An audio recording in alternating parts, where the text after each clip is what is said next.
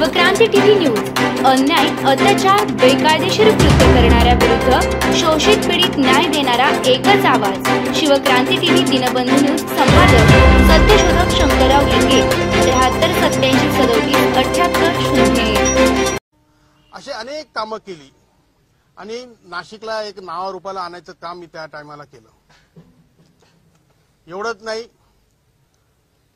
आजपर्यंत जे आहे सातत्याने आपण विकासाची ही कामं नाशिकच्या वेगवेगळ्या भागामध्ये आपण करत आहोत। काही दिवसांपूर्वी जर आपण बघितलं तर मुंबई नाका येथे महात्मा फुले आणि सावित्रीबाई फुलेंचा सर्वात मोठा अर्धपुतळा जे आहे भारतामध्ये आशिया खंडातला जो आहे तिकडे आपण बसवला। त्यानंतर येवला येथे आपण शिवसृष्टीचं सुद्धा आपण उद्घाटनाचा कार्यक्रम बघितला असेल, तिकडची संकल्पना जी बघितली असेल त्यामध्ये सुद्धा मोलाचा हातभार मी तिकडे लावला। काही दिवसांपूर्वी सुद्धा कॅबिनेट मीटिंग झाली। त्या कॅबिनेट मीटिंग मध्ये नाशिक शहराला पाणी पुरवठा करण्यासंदर्भामध्ये मी खासदार असताना त्याचा पाठपुरावा केला। फॉरेस्टची परमिशन त्या टायमाला मी मिळवून दिली आणि त्या टायमाला ते किकवी धरणाची मंजुरी या राज्य शासनाला केंद्राकडून मिळवून देण्यामध्ये सुद्धा माझा सिंहाचा वाटा होता आणि त्यामुळेच आज जे आहे शासनाने त्याचं ते काम जे आहे मंजूर केलं आणि येणाऱ्या काळामध्ये नाशिक शहराला पुढच्या 50 वर्षापर्यंत ती जी काही गरज आहे पिण्याच्या पाण्याची ती भासवण्यासाठी किकवी धरण हे उपलब्ध होणार आहे। तर म्हणजे वेगवेगळ्या थरामध्ये विकासाचं काम करण्याचं जे आहे आपल्याला एक राष्ट्रवादी काँग्रेस पक्षाच्या माध्यमातून संधी मिळाली, नागरिकांनी संधी दिली। आणि आपण जर बघितलं की आदरणीय भुजबळ साहेब हे 1985 पासून आमदार आहेत। त्यानंतर ते मुंबईचे महापौरही होते, नंतर मंत्री झाले, उपमुख्यमंत्री झाले, वेगवेगळे खाती त्यांनी सांभाळली। पंकज भाऊ 10 वर्ष आमदार होते। मी खासदार होऊन गेलेलो आहे, त्याच्यामुळे मला आमदार व्हायलाच पाहिजे अशी माझी काही तेवढी अपेक्षा नाही। कारण का मी आज मुंबई प्रदेशचा राष्ट्रवादी काँग्रेस पक्षाचा अध्यक्ष आहे। मुंबई प्रदेशमध्ये जे आहे 36 विधानसभा मतदारसंघ आहेत आणि त्या मुंबईसारख्या एका मोठ्या शहराचं काम करण्याची मला संधी मिळाली। त्यामुळे आमदार होणं हे माझ्यासाठी एवढं असं इच्छा अशी माझी आहे अशातला भाग नाही। परंतु जेव्हा नांदगावकडे आपण येतो, नाशिक जिल्ह्याचे अनेक तालुके आम्ही जवळून बघितलेले आहे। दिंडोरी आहे, त्र्यंबकेश्वर आहे, इगतपुरी आहे, सिन्नर आहे, निफाड आहे, येवला आहे, चांदवड आहे, अनेक बघितले। परंतु जी परिस्थिती नांदगावमध्ये आहे ती अतिशय भयानक अशी परिस्थिती आहे। आणि आपण जर बघितलं तर ह्या मतदारसंघामध्ये हा मनमाडचा भाग असो, नांदगावचा भाग असो किंवा मालेगाव मधले 3 गटातला भाग असो, ह्या ठिकाणी मी फिरल्यानंतर एक जी परिस्थिती बघितली की जी काही 10 वर्षामध्ये पंकज भाऊंनी जी काही विकासात्मक कामं केलेली होती त्याला कुठेतरी जे आहे खीळ बसलेली होती। विकास कामं कुठे दिसत नव्हती। खरं म्हणजे आम्ही सुद्धा युतीमध्ये काम करत आहे। फडणवीस साहेब आहेत, अजितदादा आहे आणि मुख्यमंत्री शिंदे साहेब आहेत, यांच्या युतीचं सरकार आहे। अनेक कल्याणकारी योजना त्यांनी घेतल्या आणि महाराष्ट्राला जे आहे विकासाच्या गतीकडे नेण्याचं काम केलं। आणि हे करत असताना नांदगावमध्ये सुद्धा ती संधी मुख्यमंत्र्यांनी जी आहे उपलब्ध करून दिली होती। परंतु ती दिलेली संधी खरंच त्याचा फायदा झाला का? खरंच ती विकासाची कामं दिसतात का? आजही मनमाडचा प्रश्न पाण्याचा तसाच प्रलंबित आहे। नांदगावचा जर बघितलं तर काही दिवसापूर्वी असं पोस्ट होती 41 दिवस झाली, आज कदाचित त्या 46-47 दिवस झाले असतील, पाणी नाहीये। ग्रामीण भागामध्ये ते शेतीला पाणी नाही, प्यायला पाणी नाही, रस्त्याची दुरावस्था आहे, घाणीचं साम्राज्य सगळीकडे शहरामध्ये। महिनाभरापासून जे आहेत आम्ही 2 ऑक्टोबरला जे आहे गांधी जयंतीच्या निमित्त स्वच्छता अभियान मनमाड शहरामध्ये आणि नांदगाव शहरामध्ये आम्ही सुरू केलं। एवढे मोठे कचऱ्याचे ढीग, रोगराई पसरत होती, डेंग्यू स्वाईन फ्लूच्या केसेस वाढत होत्या। त्यासाठी राष्ट्रवादी काँग्रेस पक्षाच्या वतीने आमच्या सर्व कार्यकर्त्यांनी हातभार लावून साफसफाई मोहीम हाती घेतली। का तर तो एक दिलासा आपल्याला नागरिकांना देण्याची आवश्यकता आहे। ज्याचं कर्तव्य खरं म्हणजे विद्यमान आमदारांचं होतं, पण ते न करता आज या कंप्लीट त्या तालुक्यामध्ये या मनमाड, नांदगाव आणि मालेगावच्या 3 गटामध्ये भयभीत असं वातावरण आहे. विकासाचं तर वातावरण अजिबात नाही, विकास तर कुठेच नाही, विकास तर कम्प्लिटली फुटलाय. पण त्यापेक्षा ग्रामपंचायत लेवलपासून तर सोसायटी लेवलपासून तर वरच्या लेवलपर्यंत सगळीकडे जे आहे भयाचं वातावरण आहे, नागरिकांमध्ये भयाचं वातावरण आहे. कुणी काय बोलायला गेलं तरी लोक म्हणतात अरे नको गपचूप येऊन बोल. ही जी काही भीती आहे, ही भीतीचं वातावरण ह्या सगळ्या जनतेमध्ये आहे. आणि मी गणपतीच्या माध्यमातून ज्या दौरे केले सगळ्या मंडळांना, त्याच्यानंतर वेगवेगळ्या नवरात्रच्या उत्सवाच्या निमित्तानं गेलो, काही काही गावाच्या ठिकाणी बैठकी घेतल्या आणि तिथून जे आहे मला सगळं हे कळालं. आणि त्याच्यातून आमच्या कार्यकर्त्यांनी जो आहे निर्णय घेतला की आपण सुद्धा युतीकडे तिकीट मागायला पाहिजे, आदरणीय अजितदादांकडे तिकीट मागायला पाहिजे आणि आपण उमेदवारी करायला पाहिजे. कारण आपला तो अधिकार होता. 5 वर्षापूर्वी या निवडणूक झाली तेव्हा हे जे विद्यमान आमदार आले त्यानंतरची जी परिस्थिती आहे ह्या मतदारसंघाची बिकट झाली आणि ती कुठेतरी सुधारली पाहिजे. ह्या दृष्टीने आपण सुद्धा उमेदवारी मागितली पाहिजे. आम्ही आमचं काम करत गेलो, इकडे मतदारसंघामध्ये फिरायचं. आम्ही आमचा क्लेम जो आहे आमच्या पक्षाकडे ठेवलेला होता, आदरणीय दादांकडे, टटकरे साहेबांकडे, प्रफुल्लबाईंकडे, आणि ते त्यांच्या पद्धतीने प्रयत्न करत होते. परंतु आपण आता बघितलं असेल 2 दिवसापूर्वी जो आहे युतीचा धर्म आहे, युतीच्या धर्मामुळे युतीकडेच ही सीट असल्यामुळे त्यांना ती सीट गेली. आम्ही त्यांना म्हणत होतो, आमचे कार्यकर्ते जे आहे मला न सांगता परवाच्या दिवशी अचानकपणे जे आहे 500,000 लोक जे आहे मुंबईला दादांच्या बंगल्यावर पोहोचले. त्यांनी तिकडे जे आहे त्यांचं म्हणणं मांडलं आणि त्यांनी परिस्थिती जी आहे ह्या मतदारसंघाची ती सुद्धा सांगायचा प्रयत्न केला. परंतु आता युतीमध्ये असल्या कारणाने ही सीट जी आहे शिंदे गटाकडे गेली. त्यांनी त्यांचा उमेदवार जाहीर केला आणि मग स्वाभाविकच आहे की मग आम्हाला आता आमचा निर्णय घ्यावा लागेल असं आमच्या सर्व कार्यकर्त्यांचं आणि खास करून जनतेचं म्हणणं, जे जनतेचं म्हणणं मी स्वतः मतदारसंघामध्ये फिरताना ऐकलेलं आहे. म्हणजे चालता चालता लोक बोलायचे आणि भेटायचे बाजूला घेऊन किंवा काही करा पण तुम्ही इथे उमेदवारी करा, कारण का इकडची परिस्थिती फार भयानक आहे आणि ही जर सुधारायची असेल तर तुम्ही इथे येणं आवश्यक आहे. आणि म्हणून आज आदरणीय भुजबळ साहेबांचा फॉर्म भरायचा दिवस होता म्हणून आज सगळेजण तिकडे होते आम्ही. आणि मग आज आता सगळेजण आले, सगळ्यांशी सकाळपासून फोनवर बोलतोय, काही अजून येत आहेत पण बाकीच्या लोकांशी मी चर्चा केली आणि त्यांनी सांगितलं की आपल्या कुठल्याही परिस्थितीत आपल्याला फॉर्म भरावा लागेल आणि नांदगाव हे जे आहे नांदगाव मतदारसंघ हा भयमुक्त जर करायचा असेल तर आपल्याला ही निवडणूक लढवावी लागेल. आणि त्या दृष्टीने मी आज माननीय अजितदादा आणि टटकरे साहेब आणि प्रफुल्लबाईंचे मनापासून आभार मानतो की त्यांनी मला मुंबईवर काम करण्याची संधी दिली. मुंबईसारख्या शहरामध्ये काम करण्याची संधी देत असताना तिकडचं जे ग्रासरूट लेवलपासून तर वरपर्यंतचं बांधणी करायची काम माझ्या हाती दिलं आणि ते मी मजबूतीने काम केलं. आणि आज मुंबईमध्ये जे आहे मोठ्या प्रमाणात राष्ट्रवादी काँग्रेस पक्ष मजबूतीने उभा आहे. एवढंच नाही तर या निवडणुकीमध्ये कदाचित 3 ते 4 जागा ज्या आहे लढवण्याचं काम सुद्धा राष्ट्रवादी काँग्रेस पक्षाकडून होणार आहे. एवढं मजबूतीने जे आहे आम्ही खाली आमची फळी बांधलेली आहे. मी जो आहे माझा त्यांना युती धर्मामध्ये पुढे अडचण येऊ नये म्हणून त्यांचे आभार मानून मी माझा राजीनामा जो आहे त्यांनी न मागता मी त्यांच्याकडे पाठवलेला आहे. मी माझा मुंबई राष्ट्रवादी काँग्रेस पक्षाचा राजीनामा आज आदरणीय अजितदादा, प्रफुल्लभाई आणि टटकरे साहेबांकडे पाठवलेला आहे आणि त्यांनी मला दिलेल्या संधीबद्दल मी त्यांचे मनापासून आभारही व्यक्त केलेले आहे.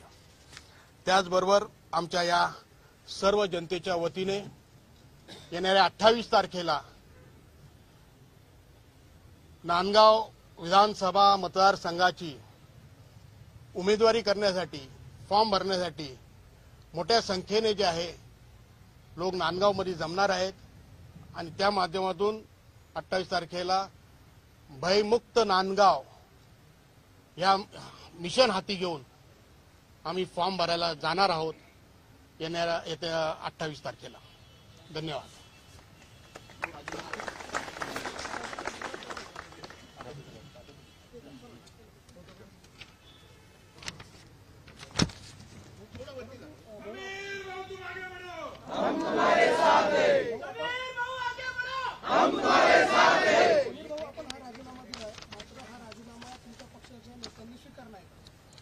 आता राजमान दिला तर स्वीकारतीलच ना. आता मी जो स्टँड घेतलेला आहे तर त्यांना कुठे अडचण होणे, ऑकवर्ड होणे, कारण युतीमध्ये आहे ते, आणि मी सुद्धा त्याच युतीमधल्या त्या पक्षाचा एक घटक म्हणून मी तिकडे काम करत होतो. आणि जेव्हा मी आता इथे वेगळा निर्णय घेतोय तर त्याच्यातून मी त्या जबाबदारीतून मुक्त होणं हेच योग्य आहे ना. पण ह्या मतदारसंघाचं नेतृत्व यादी पंकज भाऊंनी केलेलं आहे. पण पंकज भाऊच का निवडणूक लढवत नाही? आता त्यांना विधान परिषद दिली हा भाग वेगळा, पण त्या ठिकाणी तुम्ही पण जाऊ शकले असते. तुम्ही इथे येण्याचं काय कारण? सगळ्या लोकांची मागणी अशी होती की मी जो आता आम्ही शब्द वापरलेला आहे भयमुक्त नांदगाव, आणि त्या दृष्टीने सगळ्यांना म्हणणं पडलं की इथे जर हे नांदगाव जर ह्या विकासाच्या दृष्टीने पुढे न्यायचं असेल आणि ही सगळी दहशतवाद इकडचा जर संपवायचा असेल, मिटवायचं असेल, तर हे तुम्हीच करू शकता, म्हणून त्यांनी माझी मागणी केली. नाहीतर मी मुंबईवर इथून येण्याचं काही कारण नाही ना. माझ्या इकडच्या पुढाऱ्यांना पण माझ्या विनंती आहे की 5 वर्षामध्ये तुमचाही जे आहे तो त्यांनी खालसा करून टाकलेला आहे. तुमचं नेतृत्व परत तुम्ही प्रस्थापित करण्याची आवश्यकता आहे. तुमची ताकद जी आहे ती दाखवण्याची आवश्यकता आहे. तुम्ही आतापर्यंत समाजकारण केलं ते तुम्ही समाजकारण पुन्हा करण्याची आवश्यकता आहे. कारण का लोकांना काम करून न देणं, जे त्या समाजाचे नेते असतील, त्या भागातले विभागातले नेते असतील, त्या सगळ्यांचं जे आहे त्यांनी कुठचं कामच करायचं नाही, त्यांनी फक्त गपच बसायचं, अशी भूमिका जी आहे ह्या मतदारसंघामध्ये चालू होती आणि ती कुठेतरी थांबली पाहिजे. म्हणून मी इकडे आलेलो आहे. तर म्हणून माझी सुद्धा त्यांना विनंती की आता मी तुम्हालासाठी मदतीचा हात आहे, जनतेला मदतीचा हात म्हणून आलेलो आहे, तर तुम्ही सगळ्यांनी मला सहकार्य करा. 5 वर्ष जर या ठिकाणी दहशत होती तर आपण या संदर्भात मुख्यमंत्र्यांना यांची तक्रार केली, अनेक वेळा केली, अनेक वेळा.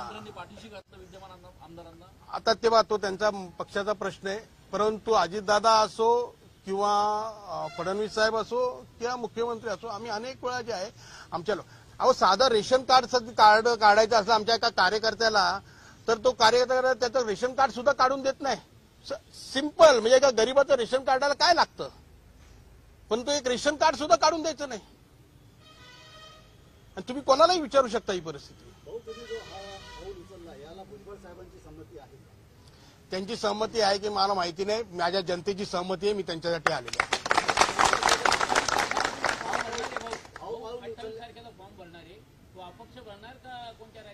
अपक्ष भरणार आहे. असं म्हटलेलं आहे की उज्ज्वल आमच्याकडे आले तर आम्ही त्यांना आमच्या पक्षातर्फे स्वागत करू. आम्ही त्याचं स्वागत नाही, मला नाही काय कल्पना माझ्याच्या तरी घेणार नाही तुम्ही. नाही, मी आता आम्ही सगळे चर्चाची करतो. आता मला जे माझ्यावरची जनता आहे त्यांनी मला आता इथे उभं राहण्यासाठी सांगितलेलं आहे, ते मी काम करतो. आता तुम्ही हे जे मला सांगताय मला काही कल्पना नाही, तर ते आता मी ते बघतो. आता आम्ही विचारतो, आमची चर्चा करू. 2009 साली खासदार होता. 2009 साली 15 दिवसामध्ये मांजरपाडा आणि नारपारच्या मुद्द्यावर पंकज भाऊंनी उमेदवारी केली आणि निवडून आले. पण नारपार आणि मांजरपाड्याचं पाणी आज कमीत कमी 15 वर्ष 18 वर्ष झाले मनमाडला मिळू शकत नाही. त्याबाबत तुम्ही काय करणार? मांजरपाड्याचं काम जे आहे 2004 साली भुजबळ साहेब येवल्याला आले तेव्हापासून त्या कामाला सुरुवात केली की पाणी कसं आणायचं येवल्यासाठी. तो भाग तिकडचा आहे, तर त्यासाठी ते प्रयत्न करत करत करत मग नंतर तिकडे मांजरपाडा झाला. मांजरपाड्याचे जे धरणं बांधले, मग बोगदा बांधला, बोगदा बांधून मग नंतर ते कॅनॉलला आणलं. मग कॅनॉल आलं, कॅनॉल म्हणून पाणी झिरपून जात होतं, कारण का सगळा तिकडे रॉक निघालेला होता. मग त्याच्यानंतर आता गेल्या 5 वर्षामध्ये कंप्लीट त्याचं अस्तरीकरण केलं आणि अस्तरीकरण 161 किलोमीटरवर जे आहे डोंगरगावला पाणी पोहोचवण्याचं साहेबांनी काम केलं. बरोबर. आता हे काम होत असताना इकडे मनमाडमध्ये पाणी पुरवठा व्हावा म्हणून साहेबांच्या मतदारसंघामध्ये असणारं पाटोद्याला जो तलाव आहे त्याची जागा घेऊन तलाव बांधून त्या तलावामध्ये साठवण क्षमता करून वाघदडीला पाणी आणलं. आणि पाणी आणताना त्या टायमाला ते पंप चालू करण्यासाठी फ्लोटिंग पंप जे आहे हे मी प्रयत्न करून, जेव्हा भाऊ होते तेव्हा मी यायचो त्यांच्या मदतीला, तेव्हा कंपनीकडून मागवले, फ्लोटिंग पंप लावले. फिल्टरेशन प्लांट बंद पडलेला होता, तो चालू केला. तो चालू केल्यानंतर पाण्याची जी आहे सुरुवात सुद्धा मनमाडला यायला सुरू झाली. ते 15, 20, 25 दिवस लागायचे, ते 7-8 दिवसाच्या आत आणलेलं होतं आम्ही. त्या टायमाला आम्ही हे काम केलेलं होतं. आजही जे आहे नारपारच्या संदर्भामध्ये आमच्या 2 मिटिंगा ज्या आहे गेल्या 2 महिन्यापूर्वी झालेल्या होत्या, जेणेकरून जिथे त्या साईडला सुद्धा त्या मांजरपाड्यातलं पाणी येणाऱ्या काळामध्ये कमी पडणार आहे, म्हणून त्या मिटिंगा करून मांजरपाड्यातलं पाणी कसं वाढवायचं आणि त्याच्यातलाच एक भाग ह्या आपल्या मनमाड आणि नांदगावसाठी कसा करून घ्यायचा ह्याच्या सुद्धा 2 बैठका इरिगेशनच्या अधिकाऱ्यांच्या आमच्या ऑलरेडी झाल्या. त्या कामाला मी ऑलरेडी लागलेलो आहे. राजीनामा दिला तुमच्यासोबत राष्ट्रवादी काँग्रेस पक्ष अजित पवार गटातल्या काही पदाधिकाऱ्यांनी राजीनामा दिलेला आहे का? त्यात आता मी राजीनामा दिला, तिकडे बसले असल्याने इथे आलो. आता सगळे आधी पदाधिकारी माझ्यासमोर इथे बसलेले, तर ते आता निर्णय घेतील किंवा पक्ष आदेश जे देतील त्याप्रमाणे करतील. भाऊ, तुमच्या वाढदिवसाच्या दिवशी भुजबळ साहेबांनी असं सांगितलं होतं का आता तुम्ही स्वतःचे निर्णय तुम्ही घ्या, तुम्ही मोठे झाला तर, म्हणून हा निर्णय घेतला. हो, तुम्ही पहिला तुमचा जो प्रश्न होता त्याच्याला हे उत्तर असू शकतं.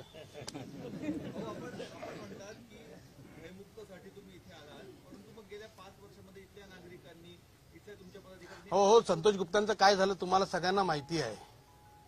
संजय पवारांचं काय झालं हे तुम्हाला सगळ्यांना माहिती आहे. बबलू पाटीलांचं काय झालं तेही तुम्हाला माहिती आहे. हे कदाचित तुम्हाला माहिती असेल, पण इकडच्या ज्या लोकल पत्रकारांना सगळ्या काही गोष्टी माहिती आहे की कसा अत्याचार होतोय, कशा केसेस खोट्या खोट्या टाकल्या जात आहेत, कसं त्यांना ब्लॅकमेलिंग केलं जातंय, हे सगळं सगळ्यांना माहिती आहे. परंतु जेव्हा दहशत असते ना तेव्हा सगळे गप्प बसतात, तेव्हा कोणाची हिंमत होत नाही की बोलायची, तर FIR किंवा केस फाईल करायची लांबची गोष्ट आहे. हो, म्हणूनच सांगतो ना, म्हणून नावं घेतली त्यांची. ते का गेले याचा अर्थच तो आहे ना. ही उमेदवारी तुमची कायम राहणार आहे. पक्षाच्या श्रेष्ठीने सांगितलं की माघार घ्या, युती धर्म पाळा, असं जर आलं वेळेवर तर तुमची भूमिका बदलणार की अशी? नाही, अजिबात नाही बदल. आता मी राजीनामा दिल्याच्या नंतर मी त्यांचं अडचण दूर केल्यानंतर काय प्रॉब्लेम नाही ना. पण आपण पक्षाचे नेते आहात, मुंबई तुमच्या नेतृत्वाखाली राहणार होते, अशाच वेळेस तुम्ही माघार घेऊन इकडे आलेला आहात, इकडे पक्ष अडचणीत नाही राहणार तुमच्या? नाही, कारण माझी तिकडची पण खालची फळी फार मजबूत आहे, एकदम स्ट्रॉंग आहे. माझ्या खाली मी 2 कार्याध्यक्ष केलेले होते, 2 महिला कार्याध्यक्ष केलेल्या होत्या, मी युवक अध्यक्ष आणि त्याच्या खाली 2 कार्याध्यक्ष. अशा पद्धतीने मी जिल्हा अध्यक्ष, नंतर त्याच्या तालुका अध्यक्ष, वॉर्ड अध्यक्ष पर्यंत महिला, युवक, OBC, अल्पसंख्याक, बेसिक ही सगळी फेळी तयार केलेली आहे. त्याच्यामुळे काही अडचण येणार नाही. समता परिषदेची भूमिका काय असणार यामध्ये? आता समता परिषदेची भूमिका, समता परिषदेचे काय कार्यकर्ते असतील त्यांनी त्या मदतीला आले तर मदत करतील. तुमच्या या भूमिकेमुळे येवल्यामध्ये साधारण तुमची मदत लागणार आहे किंवा साथ मिळणार आहे, मग ती कशा पद्धतीने? जशी मी मुंबईची तयारी केली तशीच येवल्याची सुद्धा तयारी झाली, त्याच्यामुळे काय काळजी नसावी. पण इथे महाविकास आघाडीचा पण उमेदवार आहे, दुसरीकडे सुहास कांदे आहेत, आणि ह्या 2 पक्षांचं त्यांना पाठबळ असणार आहे, महायुती आणि महाविकास आघाडी. यामध्ये आपला निभाव कसा लागेल असं वाटतं? आपल्या सर्वांना माहिती आहे की काही दिवसापूर्वी फडणवीस साहेबांनी नाशिकच्या पुतळ्याच्या अनावरणापासून भाषण केलं होतं, Bhujbal is a brand, so that brand will work. धन्यवाद, थँक्यू.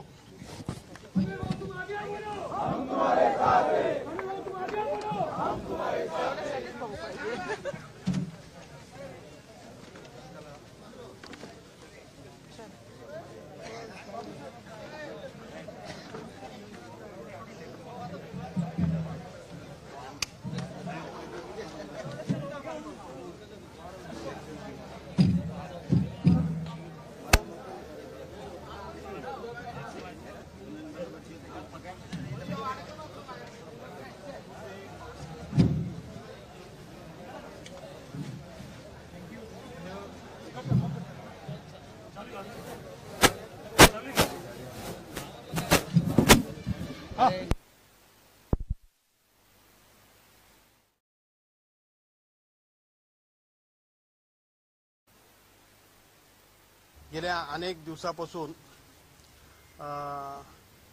जेव्हापासून निवडणुका घोषित झाल्या तेव्हापासून अनेक जे आहे प्रश्न उपस्थित केले जात होते की बाबा ह्या मतदारसंघामध्ये पुढच्या निवडणुकीच्या संदर्भामध्ये काय काय कोण काय काय पावलं उचलणार आहेत. विद्यमान आमदार आहे, विरोधी पक्षाचे काही लोक प्रयत्न करतायत, बाकीचे लोक प्रयत्न करतायत. तर त्या संदर्भात मध्ये माझ्या वतीने जे सांगायचं आहे की गेले अनेक दिवस जे आहे मी ह्या मतदारसंघामध्ये दौरे करत होतो. खरं म्हणजे हा मतदारसंघ पंकजभाऊ भुजबळ यांनी 10 वर्ष जे आहे इकडचे आमदार म्हणून काम केलं. आमचं इकडचं संघटन हे फार मजबूत संघटन आहे. आमचे कार्यकर्ते सुद्धा अतिशय मजबूत आहेत आणि गाव पातळीवर आमचे कार्यकर्ते आहेत. तर त्या दृष्टीने जे आहे मी ह्या मतदारसंघामध्ये वेगवेगळे दौरे करत होतो. त्याआधी सांगायचं झालं तर मी 2009 नाशिक मतदारसंघाचा लोकसभेतून खासदार या नात्याने निवडून गेलो होतो. त्याच्या आधीपासूनच काँग्रेस पक्ष, नंतर राष्ट्रवादी काँग्रेस पक्ष, त्यांची स्थापना, त्यांचं सिंबल, त्यांची निशाणी, झेंडा, त्यांचे वेगवेगळ्या सभा या माध्यमातून जे आहे महाराष्ट्रभर काम करण्याची मला संधी मिळाली. त्यानंतर 2009 साली राष्ट्रवादी काँग्रेस पक्षातून निवडणूक लढवली. खासदार या नात्याने मी तिकडे मला तिकडच्या लोकांनी भरघोस असा आशीर्वाद दिला. 5 वर्षामध्ये जे आहे नाशिक शहरामध्ये, ग्रामीण भागामध्ये अनेक विकासात्मक आपण कामं केली. ती विकासात्मक कामं म्हणजे मुंबई नाशिक हायवे असेल, उड्डाणपूल असेल शहरामधला, एअरपोर्ट असेल, बोट क्लब असेल, कलाग्राम असेल, ग्रेप सिटी असेल, त्र्यंबक रोड असेल, सिन्नर ह्या भागामध्ये पाण्याचे संदर्भातले प्रश्न असतील, रस्त्याचे असतील, त्र्यंबकेश्वरमध्ये जे आहे आदिवासी मुलांसाठी वसतिगृह असेल, आदिवासी आश्रमशाळा असतील, असे अनेक कामं केली आणि नाशिकला एक नावारूपाला आणायचं काम मी त्या टायमाला केलं. एवढंच नाही, आजपर्यंत जे आहे सातत्याने आपण विकासाची ही कामं नाशिकच्या वेगवेगळ्या भागामध्ये आपण करत आहोत. काही दिवसांपूर्वी जर आपण बघितलं तर मुंबई नाका येथे महात्मा फुले आणि सावित्रीबाई फुलेंचा सर्वात मोठा अर्धपुतळा जे आहे भारतामध्ये आशिया खंडातला जो आहे तिकडे आपण बसवला. त्यानंतर येवला येथे आपण शिवसृष्टीचं सुद्धा आपण उद्घाटनाचा कार्यक्रम बघितला असेल, तिकडची संकल्पना जी बघितली असेल, त्यामध्ये सुद्धा मोलाचा हातभार मी तिकडे लावला. काही दिवसांपूर्वी सुद्धा कॅबिनेट मीटिंग झाली. त्या कॅबिनेट मीटिंगमध्ये नाशिक शहराला पाणी पुरवठा करण्यासंदर्भामध्ये मी खासदार असताना त्याचा पाठपुरावा केला. फॉरेस्टची परमिशन त्या टायमाला मी मिळवून दिली आणि त्या टायमाला ते किकवी धरणाची मंजुरी ह्या राज्य शासनाला केंद्राकडून मिळवून देण्यामध्ये सुद्धा माझा सिंहाचा वाटा होता आणि त्यामुळेच आज जे आहे शासनाने त्याचं ते काम जे आहे मंजूर केलं आणि येणाऱ्या काळामध्ये नाशिक शहराला पुढच्या 50 वर्षापर्यंत ती जी काही गरज आहे पिण्याच्या पाण्याची ती भासवण्यासाठी किकवी धरण हे उपलब्ध होणार आहे. तर म्हणजे वेगवेगळ्या थरामध्ये विकासाचं काम करण्याचं जे आहे आपल्याला एक राष्ट्रवादी काँग्रेस पक्षाच्या माध्यमातून संधी मिळाली, नागरिकांनी संधी दिली. आणि आपण जर बघितलं की आदरणीय भुजबळ साहेब हे 1985 पासून आमदार आहेत. त्यानंतर ते मुंबईचे महापौरही होते, नंतर मंत्री झाले, उपमुख्यमंत्री झाले, वेगवेगळे खाती त्यांनी सांभाळली. पंकजभाऊ 10 वर्ष आमदार होते. मी खासदार होऊन गेलेलो आहे. त्याच्यामुळे मला आमदार व्हायलाच पाहिजे अशी माझी काही तेवढी अपेक्षा नाही. कारण का मी आज मुंबई प्रदेशचा राष्ट्रवादी काँग्रेस पक्षाचा अध्यक्ष आहे. मुंबई प्रदेशमध्ये जे आहे 36 विधानसभा मतदारसंघ आहेत आणि त्या मुंबईसारख्या एका मोठ्या शहराचं काम करण्याची मला संधी मिळाली. त्यामुळे आमदार होणं हे माझ्यासाठी एवढं असं इच्छा अशी माझी आहे अशातला भाग नाही. परंतु जेव्हा नांदगावकडे आपण येतो, नाशिक जिल्ह्याचे अनेक तालुके आम्ही जवळून बघितलेले आहे. दिंडोरी आहे, त्र्यंबकेश्वर आहे, इगतपुरी आहे, सिन्नर आहे, निफाड आहे, येवला आहे, चांदवड आहे. अनेक बघितले, परंतु जी परिस्थिती नांदगावमध्ये आहे ती अतिशय भयानक अशी परिस्थिती आहे. आणि आपण जर बघितलं तर ह्या मतदारसंघामध्ये हा मनमाडचा भाग असो, नांदगावचा भाग असो किंवा मालेगाव मधले 3 गटातला भाग असो, ह्या ठिकाणी मी फिरल्यानंतर एक जी परिस्थिती बघितली की जी काही 10 वर्षामध्ये पंकज भाऊंनी जी काही विकासात्मक कामं केलेली होती त्याला कुठेतरी जे आहे खीळ बसलेली होती. विकास कामा कुठे दिसत नव्हती. खरं म्हणजे आम्ही सुद्धा युतीमध्ये काम करत आहे. फडणवीस साहेब आहेत, अजितदादा आहे आणि मुख्यमंत्री शिंदे साहेब आहेत. यांच्या युतीचं सरकार आहे. अनेक कल्याणकारी योजना त्यांनी घेतल्या आणि महाराष्ट्राला जे आहे विकासाच्या गतीकडे नेण्याचं काम केलं. आणि हे करत असताना नांदगावमध्ये सुद्धा ती संधी मुख्यमंत्र्यांनी जी आहे उपलब्ध करून दिली होती. परंतु ती दिलेली संधी खरंच त्याचा फायदा झाला का? खरंच ती विकासाची कामं दिसतात का? आजही मनमाडचा प्रश्न पाण्याचा तसाच प्रलंबित आहे. नांदगावचा जर बघितलं तर काही दिवसापूर्वी असं पोस्ट होती 41 दिवस झाली. आज कदाचित 46-47 दिवस झाले असतील, पाणी नाहीये. ग्रामीण भागामध्ये ते शेतीला पाणी नाही, प्यायला पाणी नाही, रस्त्याची दुरावस्था आहे. घाणीचं साम्राज्य सगळीकडे शहरामध्ये आहे. महिनाभरापासून जे आहेत आम्ही 2 ऑक्टोबरला जे आहे गांधी जयंतीच्या निमित्त स्वच्छता अभियान मनमाड शहरामध्ये आणि नांदगाव शहरामध्ये आम्ही सुरू केलं.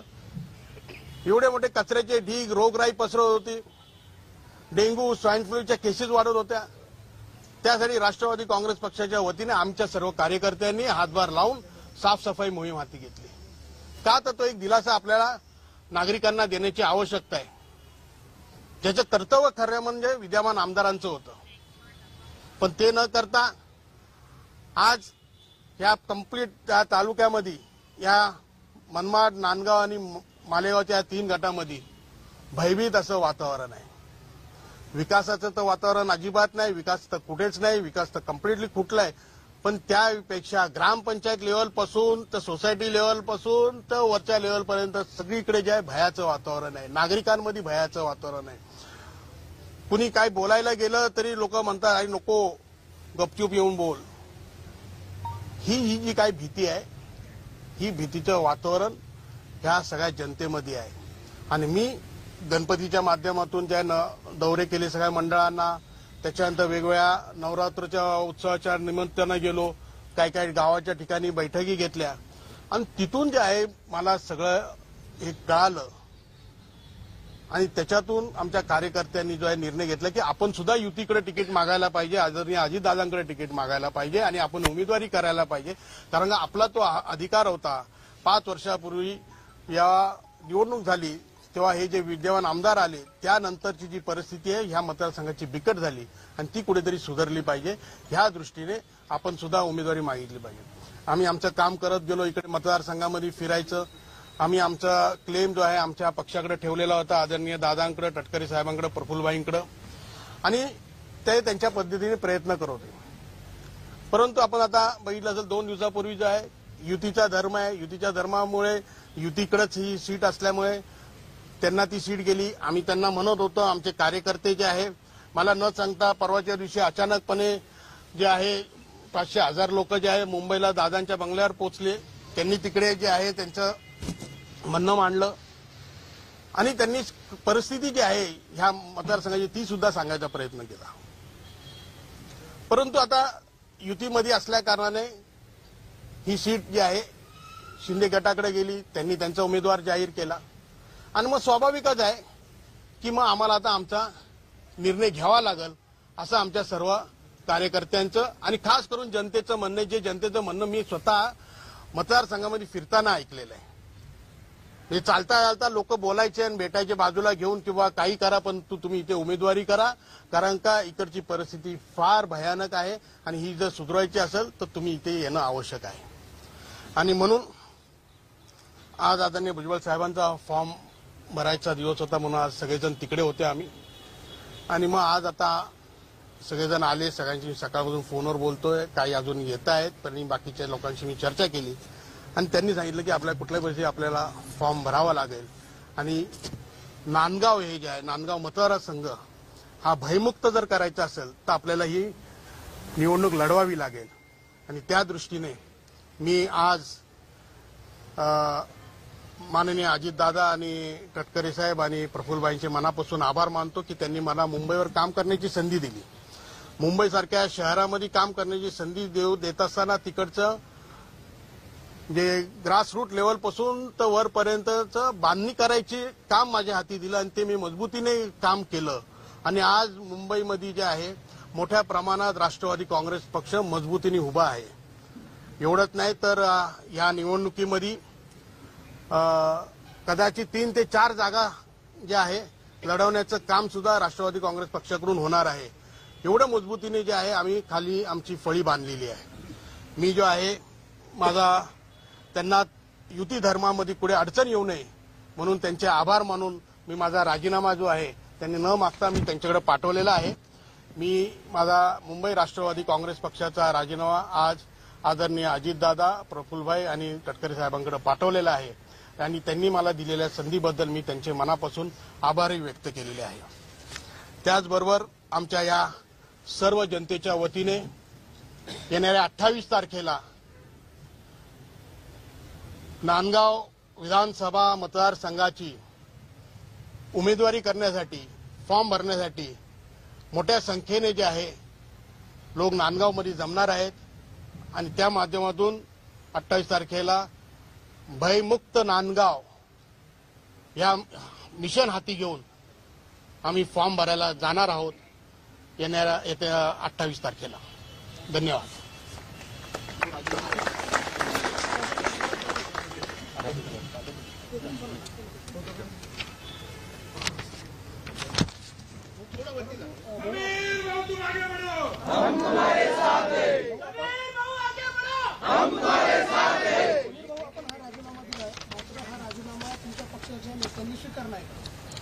आता राजीनामा दिला तर स्वीकारतीलच ना. आता मी जो स्टँड घेतलेला आहे तर त्यांना कुठे अडचण होणे ऑकवर्ड होऊ नये कारण युतीमध्ये आहे ते आणि मी सुद्धा त्या युतीमधल्या त्या पक्षाचा एक घटक म्हणून मी तिकडे काम करत होतो.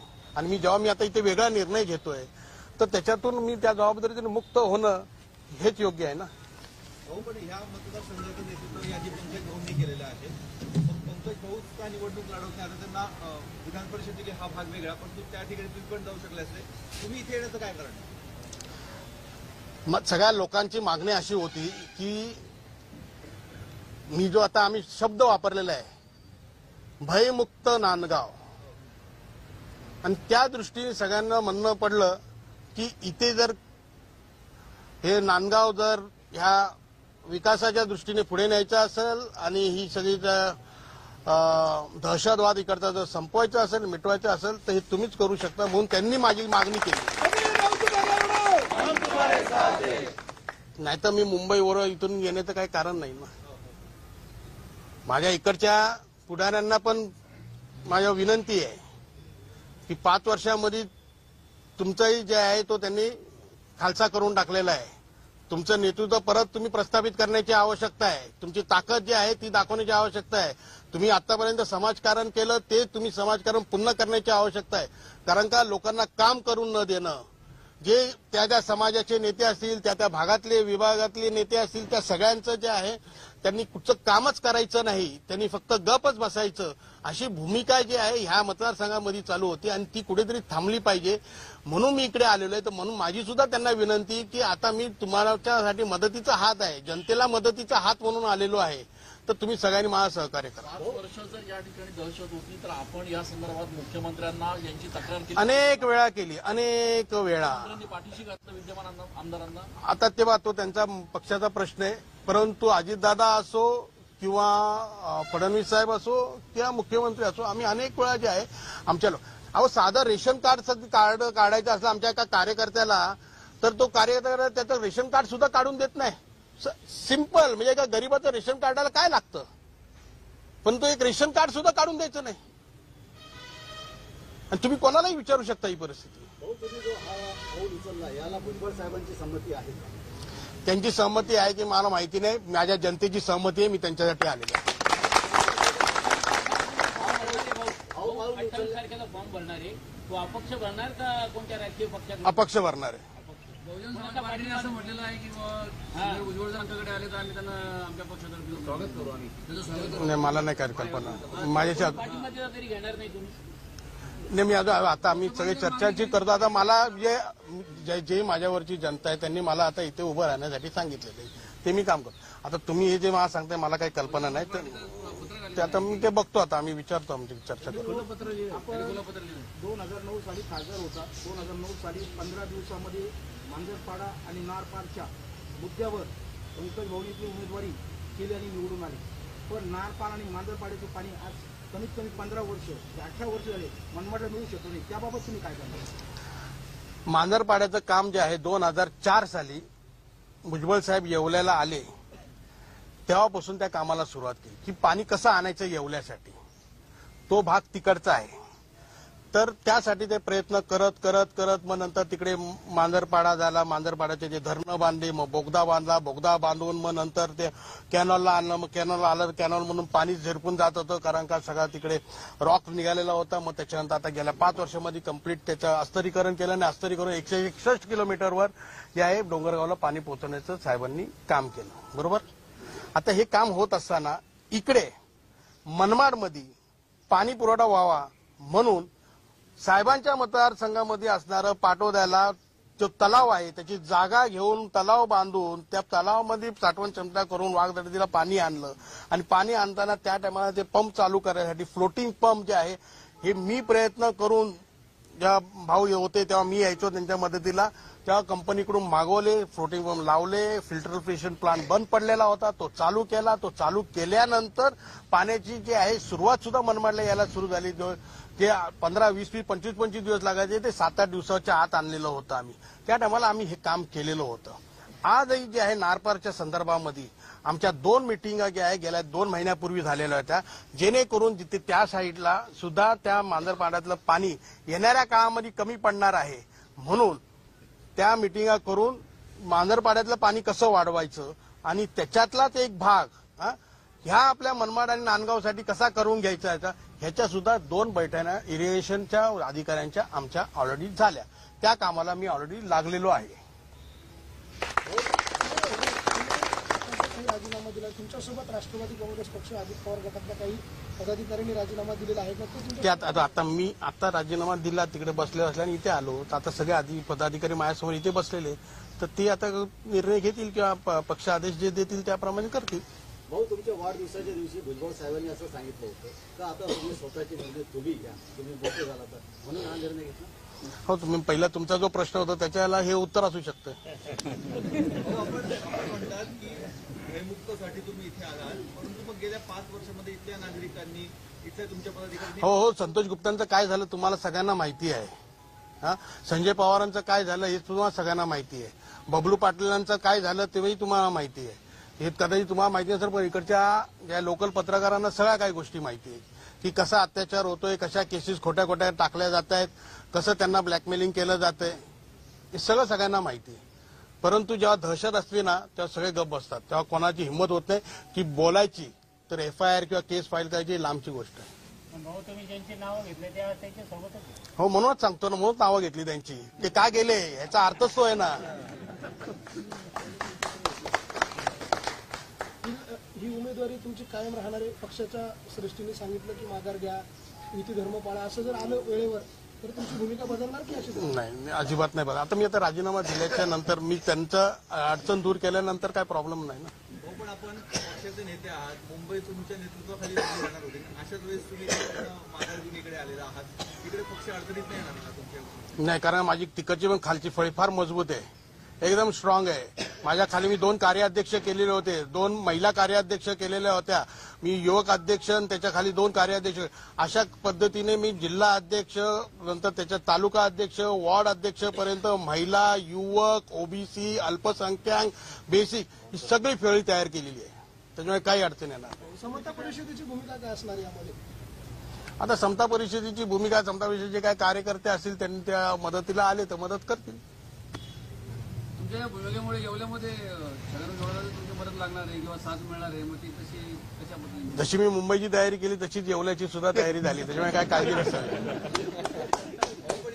महाविकास आघाडीचा पण उमेदवार आहे, दुसरीकडे सुहास कांदे आहेत आणि ह्या दोन पक्षांचं त्यांना पाठबळ असणार आहे, महायुती आणि महाविकास आघाडी. यामध्ये आपला निभाव कसा लागेल असं वाटतं? आपल्या सर्वांना माहिती आहे की काही दिवसापूर्वी फडणवीस साहेबांनी नाशिकच्या पुतळ्याच्या अनावरणापासून भाषण केलं होतं. Bhujbal is a brand, so that brand will work. धन्यवाद. थँक्यू.